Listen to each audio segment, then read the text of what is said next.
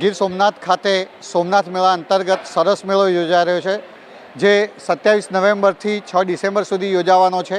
અને આ મેળામાં ગુજરાત રાજ્યમાંથી જુદા જુદા જિલ્લામાંથી સખી મંડળો દ્વારા બનેલી જુદી જુદી વસ્તુઓ, હેન્ડીક્રાફ્ટ્સ, પોતાના હસ્તકલા, ભરત ગૂંથણ, વાંસની ટોપલી વગેરે વસ્તુઓ બનાવી અને એ પોતે અત્રે વેચાણ કરવાના છે. અને સરકારશ્રી દ્વારા તેમને આ તમામ સુવિધાઓ તમામ બહેનો માટે મફત ઉપલબ્ધ કરવામાં આવી છે, જેથી કરીને બહેનોનું આર્થિક સામાજિક ઉત્થાન થાય, બહેનોને એક પોતે બિઝનેસ કરી રહ્યા છે અને એક એન્ટરપ્રેન્યોરશિપ ઊભી થાય એટલા માટે પ્રયત્ન કરી રહ્યા છે.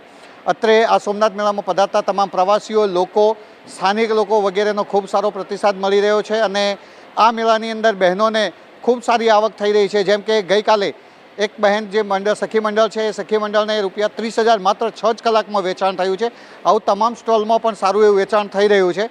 એટલે આશા રાખું છું કે તમામ લોકો અત્રે આ સ્ટોલની મુલાકાત લે, બહેનોને પ્રોત્સાહન મળે તે માટે તેમના દ્વારા બનેલી વસ્તુઓ પોતે ખરીદે અને માનનીય મોદી સાહેબનું જે વિચાર છે, હર ઘર સ્વદેશી, ઘર ઘર સ્વદેશી, અને પ્રોત્સાહન મળે એ માટે આ સખી મંડળો દ્વારા બનેલી વસ્તુઓ લોકો ખરીદે અને બહેનોને પ્રોત્સાહન મળે.